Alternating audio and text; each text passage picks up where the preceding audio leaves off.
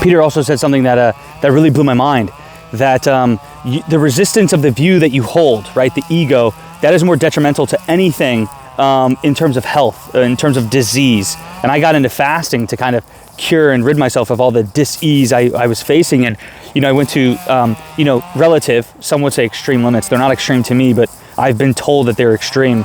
And you would assume that, someone would be able to heal the things that I wanted to heal, yet I was dealing with a dis-ease of the mind, a dis-ease of perception, the perception I was holding. And I didn't realize that until, I got to close to 1,000 days of juice fasting, 100 days of water fasting, 50 days of dry fasting, was that what supersedes the body is the mind. And I'm so glad I went through what I went through, because if I didn't go as deep as I went into the physical healing, I wouldn't have found this, because I wouldn't have looked for this, because I would have kept looking down the physical route.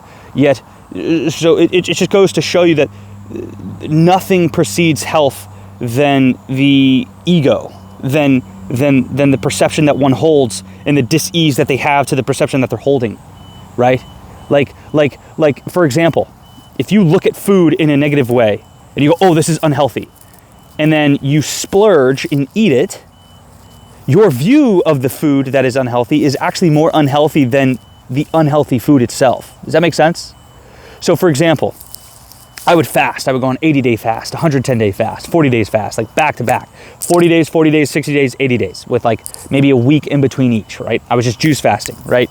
And then I would do like 110 days. And then I wouldn't eat, or I would eat for a month, and then I'd do like another 60-day one. Like I would just, right? But, so I would fast very healthily, and have really good juice.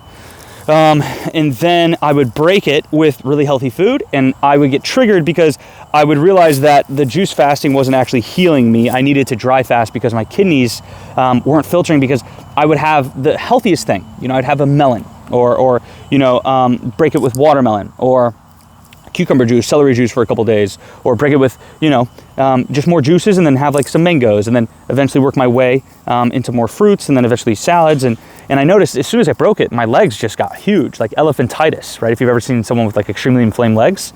And it was just all this lymph. And I was like, what the fuck? Like I just fasted. Like I did all these herbs, and it's just like dry fasting is it, right? Clean yourself out with the juice fasting, and then, repair with the dry fasting. But don't just jump into dry fasting if you have a bunch of bullshit inside of you.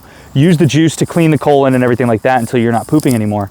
And then go into the dry, right? But stock up on fats and stuff like that. Follow Fasting with Trevor for dry fasting. Follow John Rose and Dr. Morse. Follow John Rose for juice fasting, Dr. Morse for herbs, and then Fasting with Trevor for dry fasting.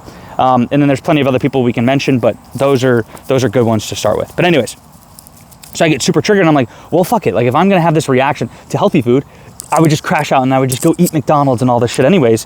And I realized that as negatively as I viewed McDonald's, and as unhealthily as McDonald's is, my view of it and the reaction my physiology would have to my perception was unhealthier. It did more damage than the actual food itself. So that's what I mean by that, and that's what I learned from Peter. And it's so true. I've definitely experienced this. At least it's been true for me, I just want to share that, right? So it's just like your perception. There's nothing more healthy or unhealthy than your perception. So enjoy.